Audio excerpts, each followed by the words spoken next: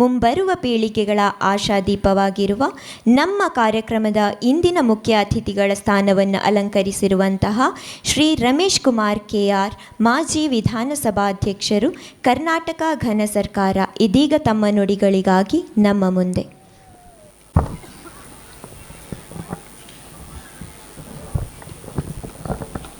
ಓಂ ಶ್ರೀ ಸಾಯಿರಾಮ್. ಭಗವಾನ್ ಶ್ರೀ ಸತ್ಯ ಸಾಯಿಬಾಬಾರವರ ಪಾದಪದ್ಮಗಳಿಗೆ ನನ್ನ ಗೌರವಪೂರ್ವಕ ಪ್ರೀತಿಯ ಪೂರ್ವಕ ನಮಸ್ಕಾರಗಳನ್ನು ಅರ್ಪಿಸಿ, ಈ ವೇದಿಕೆಯ ಮೇಲೆ ಕೋಟೆಯವರನ್ನು ಮೊದಲುಗೊಂಡು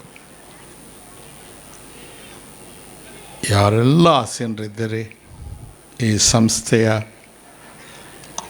ಬೆಳವಣಿಗೆಗೆ ಪ್ರತ್ಯಕ್ಷವಾಗಿ ಪರೋಕ್ಷವಾಗಿ ತಮ್ಮ ಇಡೀ ಬದುಕನ್ನು ವಿನಿಯೋಗಿಸಿದವರು, ತಮ್ಮೆಲ್ಲರನ್ನೂ ಗೌರವಪೂರ್ವಕವಾಗಿ ನಮಿಸುತ್ತಾ, ಈ ಮಕ್ಕಳನ್ನು ಈ ಸ್ಥಿತಿಗೆ ತರಲಿಕ್ಕೆ ಅಹರ್ನಿಶ ಕಷ್ಟಪಟ್ಟಿರ್ತಕ್ಕಂತಹ ಶಿಕ್ಷಕ ವರ್ಗ, ಮುಖ್ಯ ಶಿಕ್ಷಕರ ಆದಿಯಾಗಿ ಎಲ್ಲ ಶಿಕ್ಷಕರು, ಬೋಧಕೇತರ ಸಿಬ್ಬಂದಿ ಮತ್ತು ತಾವು ಕೊಡುವ ಪ್ರೋತ್ಸಾಹಕ್ಕೆ ನಾವು ಅರ್ಹರು ಅಂತ ಹೇಳಿ ಶ್ರದ್ಧೆ ನಿಷ್ಠೆಯಿಂದ ಸಂಸ್ಥೆಗೆ ಗೌರವ ತರುತ್ತಾ, ಹೆತ್ತವರಿಗೂ ಗೌರವ ತರುತ್ತಾ, ನಿಮ್ಮ ಶ್ರಮವನ್ನು ವ್ಯರ್ಥ ಮಾಡದೆ ಸಾರ್ಥಕ ಮಾಡಿದಂಥ ಎಲ್ಲ ಪ್ರೀತಿಯ ವಿದ್ಯಾರ್ಥಿಗಳೇ, ಪೋಷಕರೇ, ಹೆತ್ತವರೇ ಮತ್ತು ಮಾಧ್ಯಮದ ಗೌರವಾನ್ವಿತ ಎಲ್ಲ ಸ್ನೇಹಿತರೆ,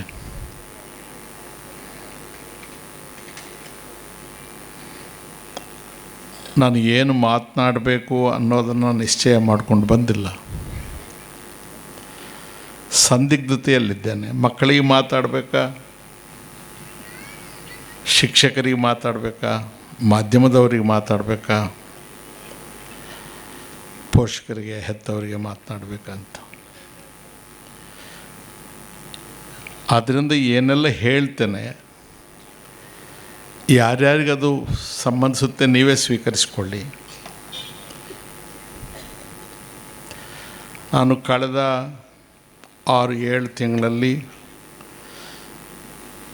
ಬಹುತೇಕ ಎಲ್ಲ ಪ್ರಾಪಂಚಿಕ ಚಟುವಟಿಕೆಗಳಿಂದ ಸ್ವಲ್ಪ ದೂರ ಇದ್ದೆ. ಆಕಸ್ಮಿಕವಾಗಿ ಒಂದು 3 ವಾರಗಳ ಕೆಳಗೆ ಇಲ್ಲಿಗೆ ಬಂದೆ. ಅವತ್ತು ಮಕ್ಕಳನ್ನು ಉದ್ದೇಶಿಸಿ ಶಾಲೆ ಒಳಗೆ ಮಾತನಾಡಿದೆ. ಬಹುಶಃ 6-7 ತಿಂಗಳು ಕಳೆದ ನಂತರ ಮೈಕ್ ಮುಂದೆ ನಿಂತದ್ದು ಅದೇ ಮೊದಲನೇ ಬಾರಿ. ಪುನಃ ಇವತ್ತು ಬಾಬಾ ನಮ್ಮನ್ನು ಇಲ್ಲಿಗೆ ಕರೆಸಿದ್ದಾರೆ.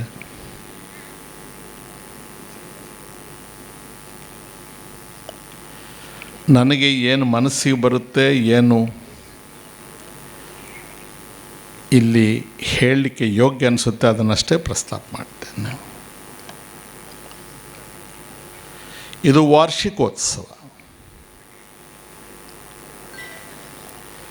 ಅಂದರೆ 1 ವರ್ಷದಿಂದ ಶಾಲೆ ಒಳಗೆ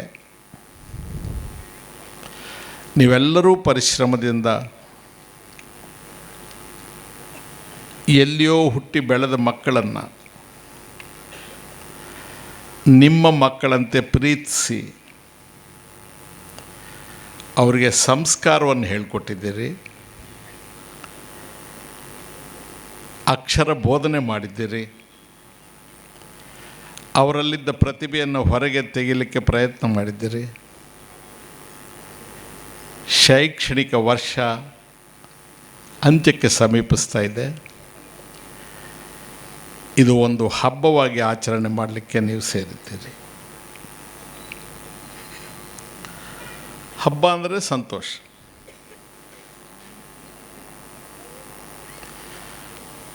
ನಾವು ಹಬ್ಬವನ್ನು ಸಾಂಪ್ರದಾಯಿಕವಾಗಿ ಶಕ್ತಿ ಸಾಮರ್ಥ್ಯ ಇಲ್ಲದೆ ಹೋದರೂ, ಸಂತೋಷ ಇಲ್ಲದೆ ಹೋದರೂ ಆಚರಣೆ ಮಾಡುವ ವ್ಯವಸ್ಥೆಯಲ್ಲಿದ್ದೇವೆ. ಶುದ್ಧ ಅಂತರಂಗದಿಂದ ಮನಸ್ಪೂರ್ವಕವಾಗಿ ನಮ್ರತೆಯಿಂದ ಸಂತೋಷದಿಂದ ಹಬ್ಬವನ್ನು ಆಚರಿಸ್ತಕ್ಕಂಥದ್ದು ನಿಜವಾದ ಹಬ್ಬ. ಆ ಹಬ್ಬವನ್ನು ನಾವು ಇಲ್ಲಿ ನೋಡ್ತಾ ಇದ್ದೇವೆ. ಒಂದು ವರ್ಷ ಅಂದರೆ 365 ದಿವಸಗಳು, 12 ತಿಂಗಳು. ನೀವು ಇಂಗ್ಲೀಷ್ ಕ್ಯಾಲೆಂಡರ್ಗೆ ಹೋದರೂ 12 ತಿಂಗಳೇ, ಹಿಂದೂ ಕ್ಯಾಲೆಂಡರಿಗೆ ಬಂದರೂ ಕೂಡ 12 ತಿಂಗಳೇ. ಅಲ್ಲೂ ತಿಂಗಳಿಗೆ 30 ದಿವಸವೇ, ಇಲ್ಲೂ ತಿಂಗಳಿಗೆ 30 ದಿವಸವೇ. ಇಂಗ್ಲೀಷ್ ಕ್ಯಾಲೆಂಡರನ್ನು ಮರೆತು ಬಿಡಿ. ಬಹುಶಃ ಫಿಸಿಕ್ಸ್ ಟೀಚರು ಇಲ್ಲೆಲ್ಲೋ ಇರ್ತಾರೆ. ನಾವು ಹಿಂದೂ ಕ್ಯಾಲೆಂಡರಲ್ಲಿ ಪ್ರತಿ 15 ದಿವಸಗಳಿಗೆ ಬೇರೆ ಬೇರೆ ಟೈಟಲ್ಸ್ ಕೊಟ್ಟಿದ್ದೇವೆ. ಮೊದಲನೆಯ 15 ದಿವಸಗಳಿಗೆ ಶುಕ್ಲ ದಿನಗಳು ಅಂತ ಹೇಳ್ತೇವೆ. ನಂತರದ 15 ದಿನಗಳಿಗೆ ಕೃಷ್ಣ ಪಕ್ಷ ಅಂತ ಹೇಳ್ತೇವೆ. ಹುಣ್ಣಿಮೆ ಮತ್ತು ಅಮಾವಾಸ್ಯೆ ಇವು ಲ್ಯಾಂಡ್ ಮಾರ್ಕ್ಸ್. ಹುಣ್ಣಿಮೆಗೆ ಮತ್ತು ಅಮಾವಾಸ್ಯೆಗೆ ಸಮುದ್ರದ್ದು ಬಹಳ ಹತ್ತಿರದ ಸಂಬಂಧ. ಇದು ವಿಜ್ಞಾನ. ಆದರೆ ಅರ್ಪಣೆ ಮಾಡ್ತಕ್ಕಂಥದ್ದು, ಯಾಗ ಮಾಡ್ತಕ್ಕಂಥದ್ದು, ಸಮುದ್ರಕ್ಕೆ ಪೂಜೆ ಮಾಡ್ತಕ್ಕಂಥದ್ದು, ಸೂರ್ಯಚಂದ್ರ, ಅದು ನಂಬಿಕೆ. ನಂಬಿಕೆಗೆ, ಆಚರಣೆಗೆ, ವಿಜ್ಞಾನಕ್ಕೆ ಭಾಳ ಹತ್ತಿರದ ಸಂಬಂಧ ಇದೆ. ಸಮುದ್ರದ ಏರಿಳಿತಗಳು ಕೂಡ ಅಮಾವಾಸ್ಯೆ ಮತ್ತು ಹುಣ್ಣಿಮೆ ಬಂದಾಗ ಬಹಳ ಪ್ರಬಲವಾಗಿರುತ್ತೆ. ಇದಕ್ಕೆ ಲೂನಾರ್ ಸಿಸ್ಟಮ್ ಅಂತ ಹೇಳ್ತಾರೆ. ಅದು ಬಹಳ ದೊಡ್ಡ ವಿಷಯ. ಮತ್ತು ಅಲ್ಲಿಂದ ನೆಕ್ಸ್ಟು ಆ ಮಣ್ಣಿನ ಕುಂಡ ಇದೆ, ಪಾಟ್, ಅದರೊಳಗೆ ಗಿಡ ಇದೆ. ಪಾಟು ನಾನ್ ಲಿವಿಂಗ್, ಅದಕ್ಕೆ ಜೀವ ಇಲ್ಲ. ಗಿಡಕ್ಕೆ ಜೀವ ಇದೆ. ಒಂದು ಲಿವಿಂಗು, ಇನ್ನೊಂದು ನಾನ್ ಲಿವಿಂಗು. ಮತ್ತು ಲಿವಿಂಗಲ್ಲಿ 2 ವಿಧ: ಪ್ಲಾಂಟ್ಸು, ಟ್ರೀಸು ಬೇರೆ, ಆ್ಯನಿಮಲ್ಸ್ ಬೇರೆ. ಇದೊಂದು ಕಿಂಗ್ಡಮ್. ಇದೊಂದು ನಾವು ಆ್ಯನಿಮಲ್ ಕಿಂಗ್ಡಮ್ಗೆ ನಾವು ಬರ್ತೇವೆ. ಏಕಾಣುಜೀವಿ, ಅಮೀಬಾ ಅಂತ ಏನು ಹೇಳಿಕೊಟ್ಟಿದ್ದಾರೆ ನಿಮಗೆ, ಅಲ್ಲಿ ಯೂನಿಸೆಲ್ಯುಲಾರ್ ಆರ್ಗ್ಯಾನಿಸಮಿಂದ ಪ್ರಾರಂಭ ಆಗಿ ಮನುಷ್ಯನ ಹಂತಕ್ಕೆ ನಾವು ಬರಬೇಕಾಗಿದ್ರೆ ಕೆಲವು ಲಕ್ಷ ವರ್ಷಗಳು ಹಿಡಿದಿದೆ.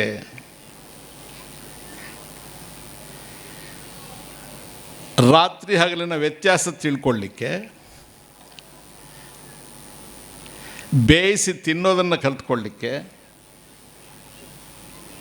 ಭಾಷೆ ನಿರೂಪಿಸ್ಕೊಳ್ಳೋದಕ್ಕೆ, ಬಟ್ಟೆಯನ್ನು ಹಾಕ್ಕೊಳ್ಳಿಕ್ಕೆ, ಈಗ ಇರುವ ಸ್ಥಿತಿಗೆ ನಾವು ಬರಲಿಕ್ಕೆ ಇನ್ನಷ್ಟು ಲಕ್ಷ ವರ್ಷಗಳು ಹಿಡಿದಿದೆ.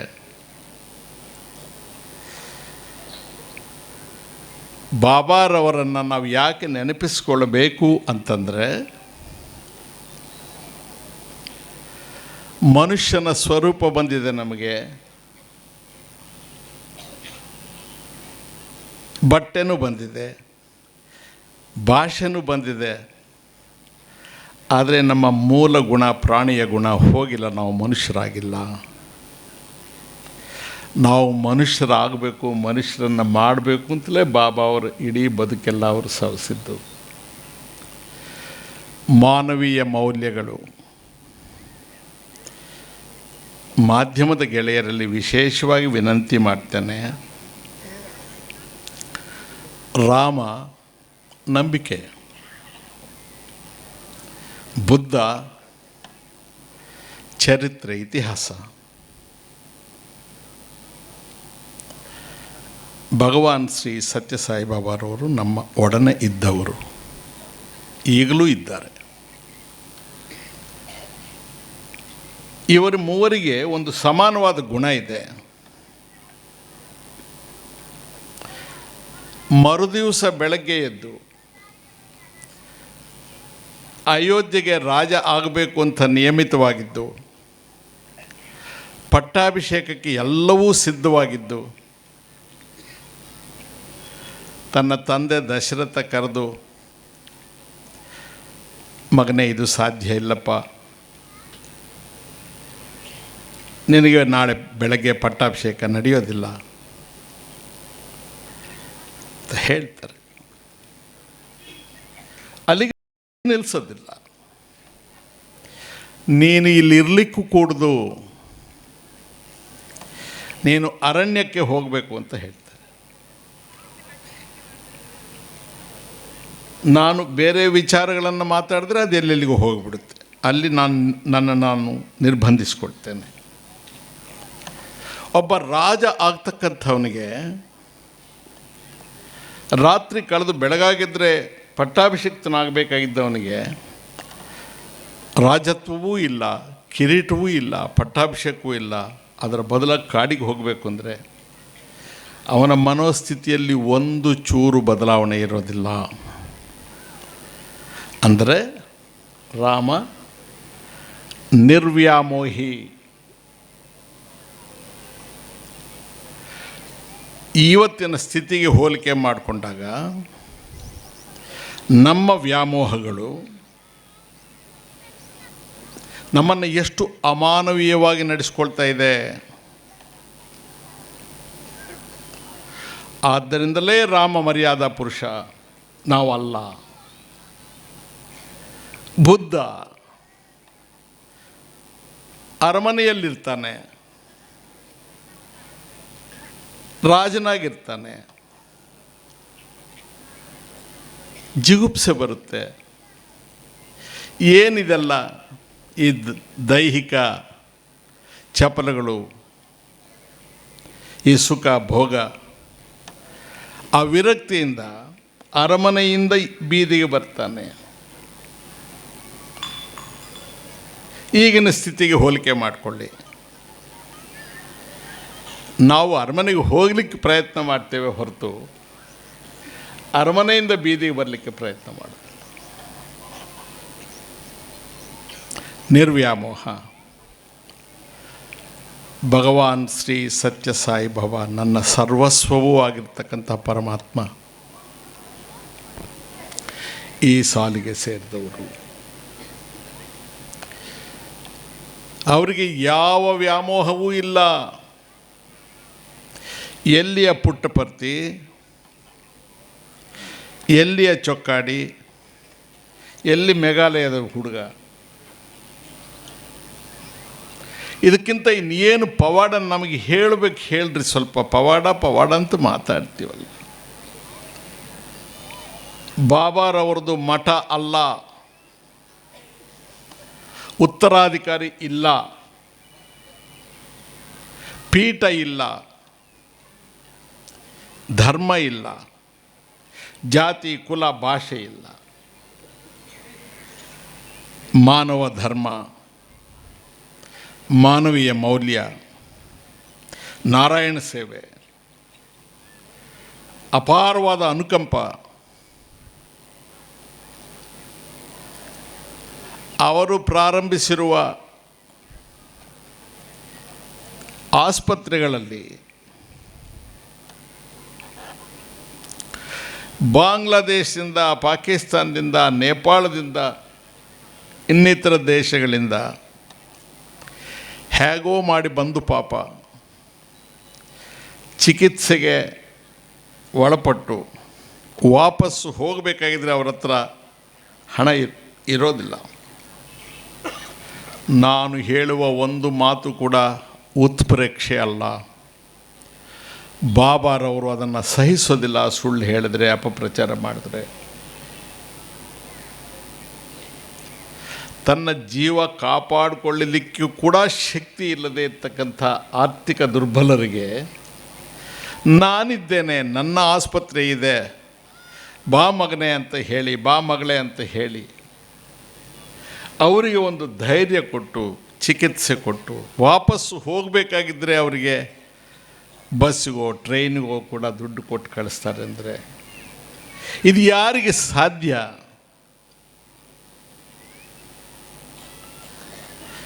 ಎಲ್ಲರೂ ಪೂಜೆಗೆ ಅರ್ಹರಲ್ಲ. ಸಮಾಜದಲ್ಲಿರ್ತಕ್ಕಂಥ ಇತರರ ನೋವನ್ನು ತಮ್ಮದು ಅಂತ ಅನುಭವಿಸಿದಾಗ ನಾನು ಯಾವುದೇ ವಿವಾದಾತ್ಮಕ ಹೇಳಿಕೆಗಳನ್ನು ಮಾಡಲಿಕ್ಕೆ ಇಷ್ಟಪಡ್ತಾ ಇಲ್ಲ. ವಿದ್ಯಾಸಂಸ್ಥೆಗಳು ಬೇರೆ, ಶಿಕ್ಷಣ ಸಂಸ್ಥೆಗಳು ಬೇರೆ.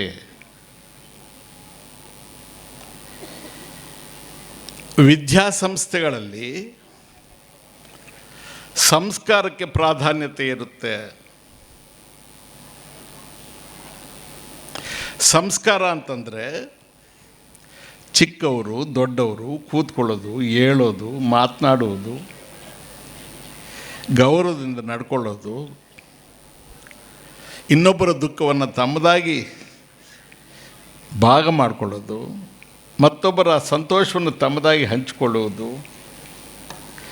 ಇದು ನಮಗೆ ರಕ್ತಗತವಾಗಿ ಪಾರಂಪರಿಕವಾಗಿ ತಲತಲಾಂತರಗಳಿಂದ ಬಂದಿತ್ತು. ಇತ್ತೀಚಿನ ನಮ್ಮ ಸಂಸ್ಕೃತಿಯ ಮೇಲೆ ಆಗ್ತಾ ಇರ್ತಕ್ಕಂಥ ದಾಳಿಯ ಕಾರಣದಿಂದಾಗಿ ಅದು ಹೊಡೆತಕ್ಕೆ ಸಿಗ್ತಾ ಇದೆ. ಶಿಕ್ಷಣ ಸಂಸ್ಥೆ ಅಂದರೆ ಅಕ್ಷರ ಜ್ಞಾನ ಕೊಡೋದಷ್ಟೇ. ನಾನು ಅವ್ರ ಮೇಲೆ ಬೇರೆ ಏನೂ ಹೇಳ್ತಾ ಇಲ್ಲ. Pre school, LKG, UKG, first standard, 10th standard, degree, ಆ ಕೋರ್ಸು ಈ ಕೋರ್ಸು, ಡಾಕ್ಟ್ರೇಟು, ಇವು ಶಿಕ್ಷಣ ಸಂಸ್ಥೆಗಳು. ನಿಮ್ಮನ್ನು ಮನುಷ್ಯರನ್ನಾಗಿ ಮಾಡ್ತಕ್ಕಂಥದ್ದು ವಿದ್ಯಾಸಂಸ್ಥೆಗಳು. ಬಾಬಾರವರ ವಿದ್ಯಾಸಂಸ್ಥೆಗಳಲ್ಲಿ ಸಂಸ್ಕಾರಕ್ಕೆ ಪ್ರಾಧಾನ್ಯತೆ ಇದೆ. ನಿಮ್ಮನ್ನು ವಿದ್ಯಾವಂತರನ್ನಾಗಿ ಮಾಡುವ ಪ್ರಯತ್ನವನ್ನು ಈ ಸಂಸ್ಥೆಗಳು ಬಾಬಾರವರ ಆಶೀರ್ವಾದದಿಂದ ನಡೀತಾ ಇದೆ. ಮತ್ತು ಶಿಕ್ಷಣ ಸಂಸ್ಥೆಗಳಲ್ಲಿ ಕೆಲವು ಅಂಗಡಿಗಳು, ಕೆಲವು ಅಲ್ಲ. ಮೂರೂ ಕಡೆಗೆ ಒಂದೇ ಸಿಗುತ್ತೆ. SSLC ಅದು CBSE ಆಗಲಿ, ಇನ್ನೊಂದಾಗಲಿ, ಅಥವಾ ಸ್ಟೇಟ್ ಸಿಲೆಬಸ್ ಆಗಲಿ, ಅಂಗಡಿಯಲ್ಲಿ ಮಾರೋದು, ಶಿಕ್ಷಣ ಸಂಸ್ಥೆಯಲ್ಲಿ ಕೊಡೋದು, ವಿದ್ಯಾಸಂಸ್ಥೆಯಲ್ಲಿ ಕೊಡೋದು, ಮೂರೂ ಒಂದೇ ಆಗಿರುತ್ತೆ. ಸರ್ಟಿಫಿಕೇಟ್ ಬೇರೆ ಬೇರೆ ಬಣ್ಣ ಇರೋದಿಲ್ಲ, ಆದರೆ ಹೊರಹೊಮ್ಮತಕ್ಕಂಥವ್ರ ಗುಣ ಬೇರೆ ಇರುತ್ತೆ. ಅನೇಕ ಜನ ಪರಮ ಪವಿತ್ರರು ಪ್ರಾಣ ತ್ಯಾಗ ಮಾಡಿ ಈ ದೇಶವನ್ನು ಪ್ರೀತಿ ಮಾಡಿ ನಮಗೆ ತಂದು ಕೊಟ್ಟಿರ್ತಕ್ಕಂಥ ಈ ದೇಶವನ್ನು ಐಕ್ಯತೆಯನ್ನು ನಾವು ಉಳಿಸ್ಕೊಳ್ಬೇಕಾಗಿದ್ದರೆ ನಮಗೆ ವಿದ್ಯಾವಂತರ ಅಗತ್ಯ ಇದೆ. ಎಲ್ಲ ವಿದ್ಯಾವಂತರು ಅಕ್ಷರಸ್ಥರಾಗಿರಬೇಕಾಗಿಲ್ಲ. ಎಲ್ಲ ಅಕ್ಷರಸ್ಥರು ವಿದ್ಯಾವಂತರಾಗಿ ಇರುವುದೂ ಇಲ್ಲ. ವಿದ್ಯಾವಂತ ಅಕ್ಷರಸ್ಥರನ್ನು ಹೆಚ್ಚಿಸಬೇಕೆಂಬ ಪ್ರಾಮಾಣಿಕ ಪ್ರಯತ್ನದಿಂದ ಬಾಬಾರವರು ಈ ಪ್ರಯೋಗವನ್ನು ಮಾಡ್ತಾ ಇದ್ದಾರೆ. ಇಲ್ಲಿ ಕೂತಿರ್ತಕ್ಕಂಥ ಮಹಾನುಭಾವರುಗಳೆಲ್ಲರ ಜೊತೆಗೆ ಸ್ವಲ್ಪ ಹೊತ್ತು ನಾನು ಮಾತಾಡಿದೆ. ಅದೆಷ್ಟು ಸರಳವಾಗಿದ್ದಾರೆ. ಎಲ್ಲವನ್ನೂ ಮರೆತು ತಮ್ಮನ್ನು ತಾವೇ ಇದಕ್ಕೆ ಅರ್ಪಣೆ ಮಾಡಿಕೊಂಡು ಭಗವಾನ್ ಹೇಳುವ ಆದರ್ಶಗಳಿಗೆ ಕಟ್ಟು ಬಿದ್ದು ಈ ಕೆಲಸವನ್ನು ಮಾಡ್ಕೊಂಡು ಹೋಗ್ತಾ ಇದ್ದಾರೆ. ಕೋಟೆಯವರು ಮಾತಾಡೋವಾಗ ಎಲ್ಲವನ್ನೂ ಗಮನಿಸ್ತಾ ಇದ್ದೆ ನಾನು. ನಾನು ಮಂತ್ರಿ ಆಗಬೇಕು ಅಂತ ಅಪೇಕ್ಷೆ ಪಟ್ಟವನಲ್ಲ. ಒಂದು ದಿವಸ ಆವತ್ತಿನ ಮುಖ್ಯಮಂತ್ರಿಗಳಾಗಿದ್ದವರು ನನಗೆ ಫೋನ್ ಮಾಡಿ, ಎಲ್ಲಿದ್ದೀಯಪ್ಪ ಅಂತಂದರು. ನಾನು ನಮ್ಮ ಊರಲ್ಲಿದ್ದೇನೆ, ನಾಳೆ ಸಂಜೆ 4 ಗಂಟೆಗೆ ಬೆಂಗಳೂರಿಗೆ ಬಾಪ, ನೀನು ಪ್ರಮಾಣ ವಚನ ಸ್ವೀಕಾರ ಮಾಡಬೇಕು ಅಂದರೆ ಬರ್ತೇನೆ ಅಂತ. ನನಗೆ ಯಾವ ಇಲಾಖೆ ಕೊಡ್ತೀರಿ ಅಂತ ಕೇಳಲಿಲ್ಲ. ಆರೋಗ್ಯ ಇಲಾಖೆ ಅಂತ ಹೇಳಿದಾಗ ಬಾಬಾರವರ ನೆರಳಲ್ಲಿ ಓಡಾಡುವ ಹಂಬಲ ಅನುಭವ ಇದ್ದ ನನಗೆ ಅವರ ಮನಸ್ಸು, ಅವರ ಕಲ್ಪನೆ, ಅವರ ಆಲೋಚನೆ ಅದಷ್ಟೇ ನನಗೆ ಪ್ರೇರಣೆ ಕೊಡ್ತು. ಅದೆಷ್ಟೋ ಜನ ಬಡವರು ತಮಗೆ ಭರಿಸೋಕ್ಕಾಗದೇ ಇರ್ತಕ್ಕಂಥ ಕಾಯಿಲೆ ಬಂದಾಗ ಕೆಲವರು ಕರ್ಮ ಇದು ಅಂತ ಹೇಳಿ ಚಿಕಿತ್ಸೆನೂ ಪಡ್ಕೊಳ್ಳದೆ ಪ್ರಾಣ ಕಳ್ಕೊಂಡ್ಬಿಡ್ತಾರೆ. ಇನ್ನು ಕೆಲವರು ಸ್ವಾಭಿಮಾನವನ್ನು ಬಿಟ್ಟು ಪಾಪ ಅವರಿವರಲ್ಲಿಗೆ ಹೋಗಿ ಸಹಾಯ ಕೇಳಿ ಅಪಮಾನಕ್ಕೆ ಒಳಗಾಗಿ ಪ್ರಾಣ ಬಿಡ್ತಾರೆ. ಮತ್ತು ಕೆಲವರು ಇದ್ದು ಬದ್ದದನ್ನೆಲ್ಲ ಮಾರಿಕೊಂಡು ಸಾಲ ಸೋಲ ಮಾಡಿ ಕಡೆಗೆ ತಾವು ಇಷ್ಟಪಟ್ಟು ಜೀವ ಕಳೆದು ಹೋದಾಗ ಆ ಪಾರ್ಥಿವ ಶರೀರವನ್ನು ಮನೆಗೆ ತೆಗೆದುಕೊಂಡು ಬರೋದಕ್ಕೂ ಕೂಡ ಅವಕಾಶ ಇಲ್ಲದೆ ಗೋಳಾಡಿ ನಮ್ಮಂಥವ್ರ ಹತ್ರಕ್ಕೆ ಬಂದು ನಮಗೆ ಬಾಡಿ ಕೊಡಿಸಿ ಅಂತ ಹೇಳಿದ್ದನ್ನು ನಾನು ಸ್ವತಃ ಸಾಕ್ಷಿಯಾಗಿದ್ದೇನೆ. ಬಾಬಾರವರ ಪಾದಗಳ ಮೇಲೆ ಆಣೆಯನ್ನಿಟ್ಟು ಸತ್ಯವನ್ನೇ ಮಾತನಾಡ್ತಾ ಇದ್ದೇನೆ. ನನ್ನ ಹೃದಯ ಕರಗಿ ನಾನು ಯಾಕೆ ಇರಬೇಕು ಈ ಸ್ಥಾನದಲ್ಲಿ ಅಂತ ಹೇಳಿ ನಾನು ಕೆಲವು ತೀರ್ಮಾನಗಳನ್ನು ತೆಗೆದುಕೊಂಡಾಗ ಪುಣ್ಯಾತ್ಮರ ಕೃಪೆಯಿಂದ ಇಡೀ ರಾಜ್ಯದಲ್ಲಿ ನಾನೊಬ್ಬ ಖಳನಾಯಕನಾಗಿ ರೂಪಿಸಲ್ಪಟ್ಟೆ. ನನಗೆ ಯಾರ ಮೇಲೂ ದ್ವೇಷ ಇರಲಿಲ್ಲ.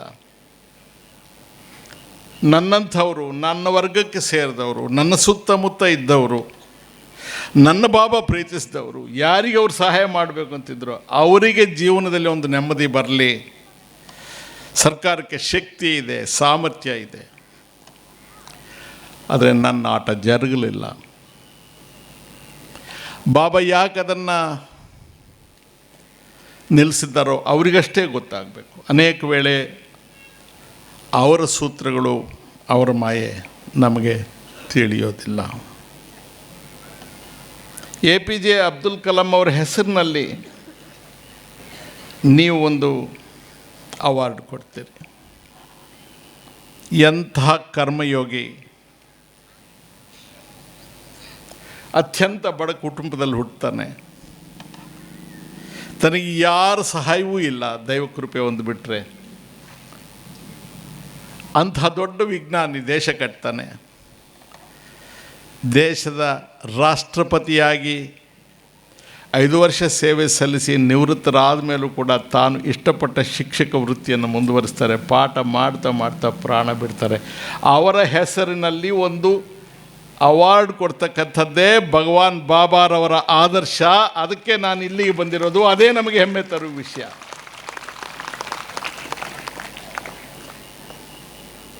ಯಾರೋ ಇದ್ದಂಗಲ್ಲ ನಾವು. ನೀವು ಯಾರಿದ್ದೀರಿ ಮಕ್ಕಳು, you are special, you are different, you are great. ಎಲ್ಲ ಮಕ್ಕಳು ಇಲ್ಲಿ ಬರೋಕ್ಕಾಗೋದಿಲ್ಲ. ನಿಮ್ಮ ಹೆತ್ತವರು ಪೋಷಕರು ಇಲ್ಲಿ ಯಾರಿಗೆ ಬಂದಿದ್ದೀರಿ, ನಿಮಗೆ ನಾನು ಒಬ್ಬ ತಂದೆಯಾಗಿ, ತಾತನಾಗಿ ನಿಮ್ಮಲ್ಲಿ ಕೈ ಜೋಡಿಸಿ ಹೇಳ್ತೇನೆ, ನೀವು ಪುಣ್ಯವಂತರು. ನಿಮ್ಮ ಮಕ್ಕಳು ಇಲ್ಲಿಗೆ ಬಂದು ಸೇರಿದ್ದಾರೆ. ಯಾರನ್ನೋ MLAನ ಹಿಡ್ಕೊಂಡು, MP ಹಿಡ್ಕೊಂಡು, ಮಿನಿಸ್ಟ್ರನ್ನ ಹಿಡ್ಕೊಂಡು, ಚೀಫ್ ಮಿನಿಸ್ಟ್ರನ್ನ ಹಿಡ್ಕೊಂಡು ಲಕ್ಷಾಂತರ ರೂಪಾಯಿ ಕೊಟ್ಟು ಅಲ್ಲಿ ಕಾದು ಕೂತು ಅವ್ರು ಹೇಳಿದ ಯೂನಿಫಾರ್ಮು, ಅವ್ರು ಹೇಳ್ದಂಗೆ ನಡ್ಕೋಬೇಕು. ಆ ಮಕ್ಕಳೇನು ಮಾಡ್ತಾರೋ ಗೊತ್ತಿಲ್ಲ. ಲಾಸ್ಟಿಗೆ ಅವರಲ್ಲೆಲ್ಲಾದರೂ ಹೋಗಿ ಬೇರೆ ಇನ್ನೇನಾದರೂ ಮಾದಕ ದ್ರವ್ಯಗಳು ಅವು ಉಪಯೋಗಿಸಕ್ಕೆ ಬಂದರೆ ಮತ್ತೆ ಅದಕ್ಕೆ ನೀವು ಪೂಜೆ ಪುನಸ್ಕಾರ, ಯಾಗ, ಯಜ್ಞ, ವ್ರತ. ನೋಡಿ ಮಕ್ಕಳು ಎಷ್ಟು ಲಕ್ಷಣವಾಗಿದ್ದಾವೆ ಮಕ್ಕಳು.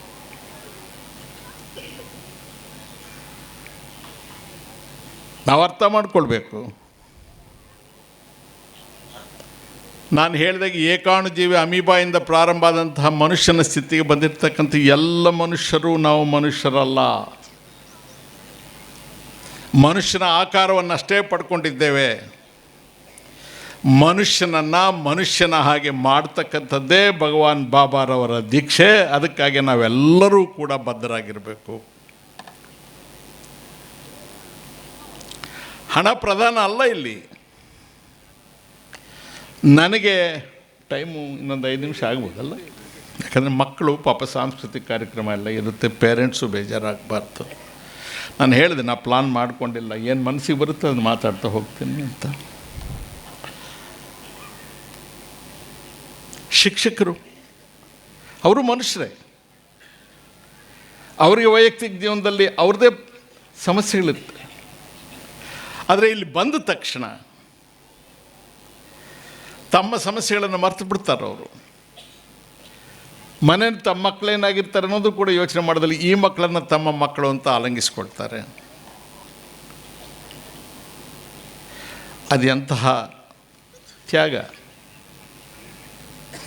ಎಂಥ ಆದರ್ಶ.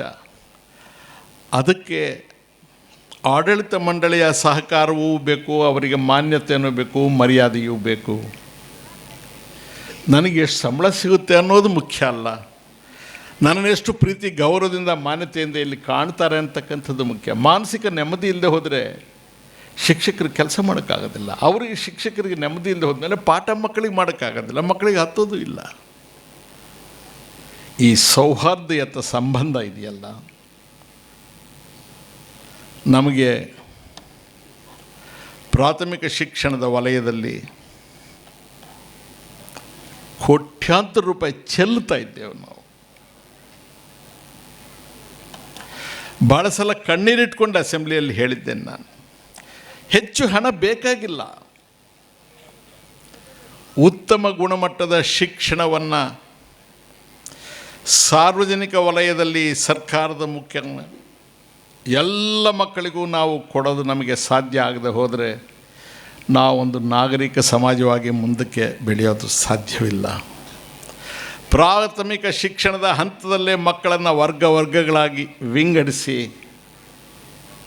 ಇದ್ದವರಿಗೆ ಒಂದು ಬಗೆಯ ಶಿಕ್ಷಣ, ಇಲ್ಲದವ್ರಿಗೆ ಒಂದು ಬಗೆಯ ಶಿಕ್ಷಣ, ಆ ಶಾಲೆಗೊಂದು ಯೂನಿಫಾರ್ಮು, ಈ ಶಾಲೆಗೊಂದು ಯೂನಿಫಾರ್ಮು, ಅವ್ರದ್ದೊಂದು ರೀತಿ ಇವ್ರದ್ದೊಂದು ರೀತಿ ಅಂದರೆ ಈ ದೇಶ ಹೇಗೆ ಮಾಡ್ತೀರಿ ನೀವು? ಕೋಟೆ ಅವರು ಹೇಳಿದರು, ನಾವು ಶಿಸ್ತಿಗೆ ಪ್ರಾಧಾನ್ಯತೆ ಕೊಡ್ತೇವೆ ಅಂತ. ಒಂದು ಸಣ್ಣ ತಿದ್ದುಪಡಿಯನ್ನು ಮಾಡ್ತೇನೆ ಅದಕ್ಕೆ. ಶಿಸ್ತು ಅಂದರೆ ಭಾಳ ಜನ ಕವಾಯಿತು ಅಂತ ತಿಳ್ಕೊಂಡಿದ್ದಾರೆ. ರೈಟ್ ಲೆಫ್ಟ್ ಅನ್ನೋದು, ಮಾರ್ಚ್ ಅನ್ನೋದು, ಸಿಟ್ ಸ್ಟ್ಯಾಂಡ್ ಅನ್ನೋದು, ಅಟೆನ್ಷನ್ ಸ್ಟ್ಯಾಂಡ್ ಇದು ಶಿಸ್ತು ಅಂತ ಇಲ್ಲ. ಅದು ಕವಾಯಿತು. ಅದು ಪೊಲೀಸರಿಗೆ ಮಾಡಿಸ್ತಾರೆ, ಮಿಲ್ಟ್ರಿಯಲ್ಲಿ ಮಾಡಿಸ್ತಾರೆ, ಫಿಸಿಕಲ್ ಎಕ್ಸಸೈಸ್ ಮಾಡಿಸೋಗಿ ಮಾಡಿಸ್ತಾರೆ. ಶಿಸ್ತು ಅಂದರೆ ಮಾನಸಿಕವಾಗಿ ಮಕ್ಕಳನ್ನು ಪ್ರಿಪೇರ್ ಮಾಡ್ತಕ್ಕಂಥ, ಇದು ಸರಿ ಇದು ಸರಿ ಇಲ್ಲ, ಇದು ಮಾಡಬಹುದು ಇದು ಮಾಡಬಾರ್ದು, ಇದು ಹೇಳ್ಬೋದು ಇದು ಹೇಳಬಾರ್ದು. ಮಾನಸಿಕವಾಗಿ ಮಕ್ಕಳ ಮನಸ್ಸಿನ ಮೇಲೆ ಕೆಲವುಗಳನ್ನು ಮಾಡದಂತೆ ನಿರ್ಬಂಧ ವಹಿಸತಕ್ಕಂಥದ್ದು, ಕೆಲವನ್ನು ಮಾಡುವ ರೀತಿಯಲ್ಲಿ ಪ್ರೋತ್ಸಾಹಿಸ್ತಕ್ಕಂಥದ್ದು, ಅವರನ್ನು ಸತ್ಪ್ರಜೆಗಳಂತೆ ರೂಪಿಸೋದಕ್ಕೆ ಬೇಕಾಗಿರುವ ವಾತಾವರಣವನ್ನು ಸೃಷ್ಟಿ ಮಾಡಿಸ್ತಕ್ಕಂಥದ್ದು ಶಿಸ್ತು. ವೇದ ಪಠಣ ಮಾಡಿಸಿದರೆ ನೀವು ಒಂದು ಕಾಲಕ್ಕೆ ವೇದ ಅಧ್ಯಯನ, ಸಂಸ್ಕೃತ, ತಿಳುವಳಿಕೆ ಇದೆಲ್ಲ ಕೂಡ ಒಂದೇ ಸಮಾಜದ ಸ್ವತ್ತಾಗಿತ್ತು. ಬಾಬಾ ಭಗವಾನ್ರವ್ರೇನಾದರೂ ಬ್ರಾಹ್ಮಣರ? ಅಲ್ಲ. ಅವ್ರಿಗೆ ಜಾತಿ ಇದೆಯಾ? ಇಲ್ಲ. ವೇದಾಧ್ಯಯನಕ್ಕೇನಾದರೂ ನೀವು ಜಾತಿ ನಿರ್ಬಂಧ ಇಟ್ಟಿದ್ದೀರಾ? ಇಲ್ಲ. ಅದೇ ಸೊಗಸಾಗಿ ಎಲ್ಲ ಜಾತಿ ಕುಲಗಳಿಗೆ ಸೇರಿದ ಮಕ್ಕಳು ನಿಮ್ಮ ಶಾಲೆಯೊಳಗೆ ವೇದಾಧ್ಯಯನ ಇದನ್ನೇ ನಾವು ಬಯಸೋದು. ಯಾವುದೇ ವಿಚಾರ ಕೆಲವ್ರದ್ದೇ ಸ್ವತ್ತಾಗೋದು ಬೇಡ, ಎಲ್ಲರಿಗೂ ಸೇರಬೇಕು. ನಾವು ಬಚ್ಚಿಟ್ಟಾಗ ಕುತೂಹಲ ಜಾಸ್ತಿ ಆಗುತ್ತೆ. ಒಂದು ತಿನ್ನುವ ಪದಾರ್ಥವನ್ನು ಬಚ್ಚಿಟ್ಟಾಗ ಮಕ್ಕಳಿಗೆ ಅದನ್ನು ಕದ್ದು ತಿನ್ನಬೇಕು ಅಂತ ಅನಿಸುತ್ತೆ. ಒಂದು ಜ್ಞಾನ ತಿಳುವಳಿಕೆಯನ್ನು ಎಲ್ಲರಿಂದ ಮುಚ್ಚಿಟ್ಟಾಗ ನಾವು ತಿಳ್ಕೋಬೇಕು ಏನು ಇವ್ರದೇ ಅಂತ ಆಸೆ ಆಗುತ್ತೆ. ಎಲ್ಲವನ್ನೂ ಕೂಡ ಬಹಿರಂಗವಾಗಿಡಬೇಕು, ಪಾರದರ್ಶಕವಾಗಿ ಬದುಕುವುದು, ಪಾರದರ್ಶಕವಾಗಿ ನಡ್ಕೊಳ್ತಕ್ಕಂಥದ್ದು ಬಾಬಾ ಅವರಿಗೆ ಮಾತ್ರ ಸಾಧ್ಯ. ಹೋದ ತಿಂಗಳು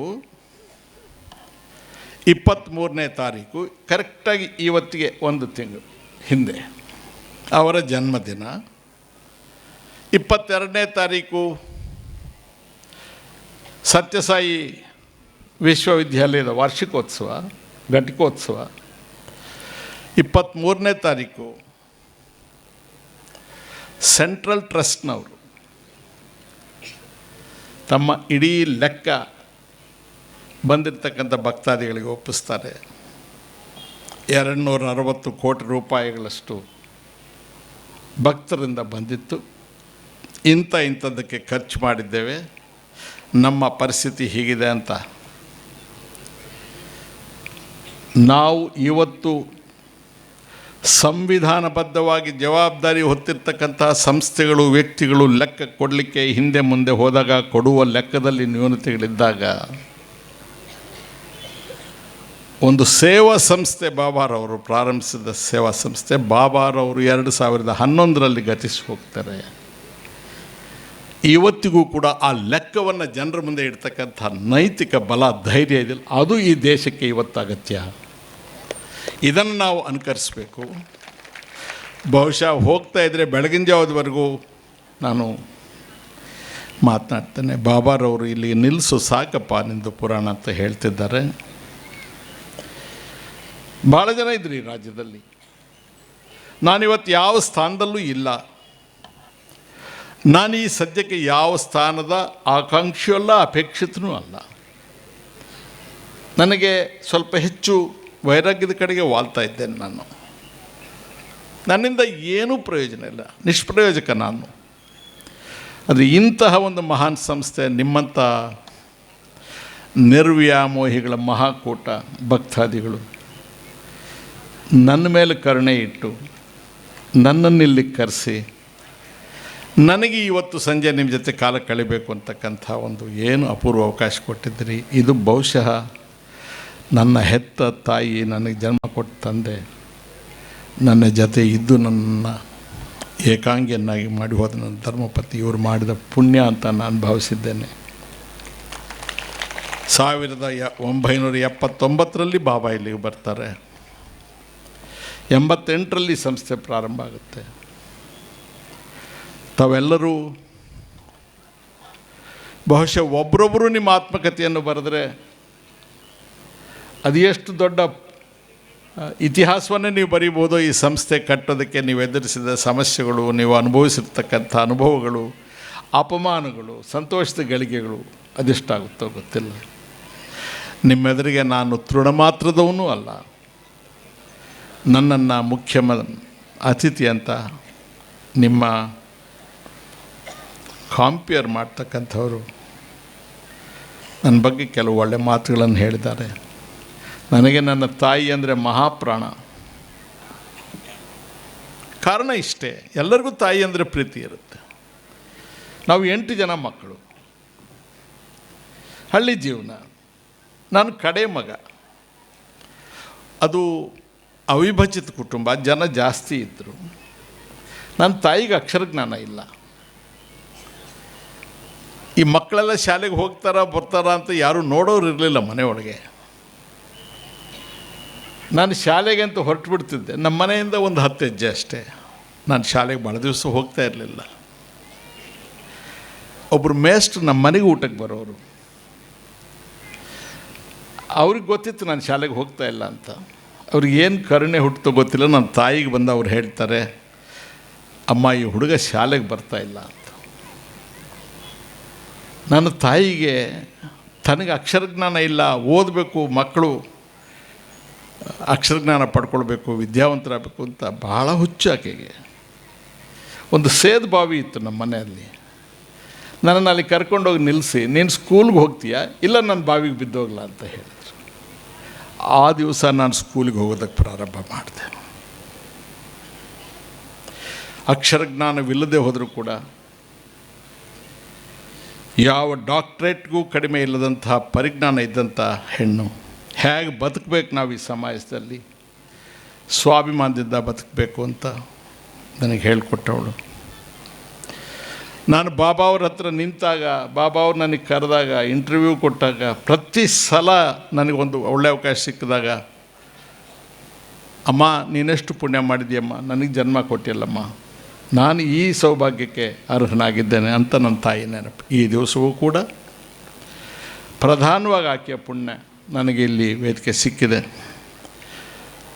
ನಿಮಗೆ ಎಲ್ಲ ರೀತಿಯಲ್ಲೂ ಬಾಬಾರವರ ಸಹಕಾರ, ಆಶೀರ್ವಾದ ಮುಂದುವರಿಯುತ್ತೆ. ಕತ್ತಲೆ ಹೆಚ್ಚು ಕಾಣ್ತಾ ಇರ್ತಕ್ಕಂಥ ಈ ಸಮಾಜದಲ್ಲಿ ಬೆಳಕಿಗೆ ಈ ಸಂಸ್ಥೆಗಳು ಒಂದು ಮೂಲಾಧಾರವಾಗಿದೆ. ಗುಡ್ಡದಷ್ಟು ಕತ್ತಲೆ ಇದ್ದರೂ ಕೂಡ ಒಂದು ಸಣ್ಣ ಮೇಣದ ಬತ್ತಿ ಇದ್ದರೆ ಬೆಳಕು ತರ್ಬೋದು. ನಮ್ಮ ಪ್ರಯತ್ನವನ್ನು ನಾವು ನಿಲ್ಲಿಸೋದು ಬೇಡ. ಬಾಬಾರವರು ನಮಗೆ ಏನು ಆದೇಶ ಕೊಟ್ಟಿದ್ದಾರೆ ಅದನ್ನು ಪಾಲಿಸೋಣ. ಒಬ್ಬ ಭಕ್ತನಾಗಿ ನಿಮ್ಮೊಟ್ಟಿಗೆ ನಾನು ಕೂಡ ಈ ಎಲ್ಲ ಕೆಲಸಗಳಿದ್ದೀನಿ. ಈ ಪುಟಾಣಿ ಮಕ್ಕಳು ಯಾರಿದ್ದಾರೆ, ಹೆಣ್ಣುಮಕ್ಕಳು, ಗಂಡು ಮಕ್ಕಳು, ಇವರೆಲ್ಲರೂ ಕೂಡ ಉಜ್ವಲ ಭವಿಷ್ಯವನ್ನು ಹೊಂದಿ ಈ ದೇಶಕ್ಕೆ ಗೌರವ ತರುವಂಥವರಾಗಲಿ. ಈ ದೇಶ ನಾಚಿ ತಲೆ ತೆಗೆತಕ್ಕಂತಹ ಪರಿಸ್ಥಿತಿ ಎಂದೂ ಬರಬಾರ್ದು. ಯಾರು ವಿಜ್ಞಾನಿಗಳಾಗ್ತಾರೋ, ಯಾರು ಸ್ಪೋರ್ಟ್ಸ್ಮನ್ಗಳಾಗ್ತಾರೋ, ಯಾರು ಕಲಾವಿದರಾಗ್ತಾರೋ, ಯಾರು ಸಾಹಿತಿಗಳಾಗ್ತಾರೋ, ಯಾರು ಡಾಕ್ಟ್ರ್ ಆಗ್ತಾರೋ, ಯಾರು ಇಂಜಿನಿಯರ್ ಆಗ್ತಾರೋ ನಮಗೆ ಗೊತ್ತಿಲ್ಲ. ಗ್ರಾಚಾರಕ್ಕೆ ಯಾರು ರಾಜಕಾರಣಿಗಳಾಗ್ತಿರೋ ಅದು ಗೊತ್ತಿಲ್ಲ. ನಮ್ಮಂಥ ರಾಜಕಾರಣಿಗಳಾಗಬೇಡಿ. ಈ ದೇಶಕ್ಕೆ ಒಳ್ಳೆಯದನ್ನು ಮಾಡಲಿ. ಶಿಕ್ಷಕರು ಯಾರಿದ್ದಾರೆ, ಶಿಕ್ಷಕೇತರ ಸಿಬ್ಬಂದಿ, ಶಿಕ್ಷಕರು, ಅವರಿಗೆ ಎಲ್ಲ ರೀತಿಯಲ್ಲಿ ಬಾಬಾ ಅವರ ಆಶೀರ್ವಾದ ಇರಲಿ. ಅವರನ್ನು, ಅವರ ಕುಟುಂಬದವ್ರನ್ನ, ಅವ್ರ ಮಕ್ಕಳನ್ನು ಬಾಬಾ ಸದಾಕಾಲ ನೆಮ್ಮದಿಯಾಗಿದ್ದು ಅವರ ಇಡೀ ವರ್ಚಸ್ಸು, ಶಕ್ತಿ, ಅವರ ಚಮತ್ಕಾರವೆಲ್ಲ ಮಕ್ಕಳಿಗೆ ವಿನಿಯೋಗ ಆಗೋ ರೀತಿಯಲ್ಲಿ ಬಾಬಾ ಅವರಿಗೆ ಮಾರ್ಗದರ್ಶನ ಕೊಡಲಿ ಅಂತ ಹೇಳಿ, ತಂದೆ ತಾಯಂದ್ರಿಗೆ ಒಳ್ಳೆಯದನ್ನು ಬಯಸಿ, ಬಾಬಾರವರ ಪಾದ ಪದ್ಮಗಳಿಗೆ ಪುನಃ ನಮಸ್ಕರಿಸಿ ನನ್ನ ಮಾತಿಗೆ ತೆರೆ ಎಳಿತಾ ಇದ್ದೇನೆ. ಓಂ ಶ್ರೀ ಸಾಯಿರಾಮ್.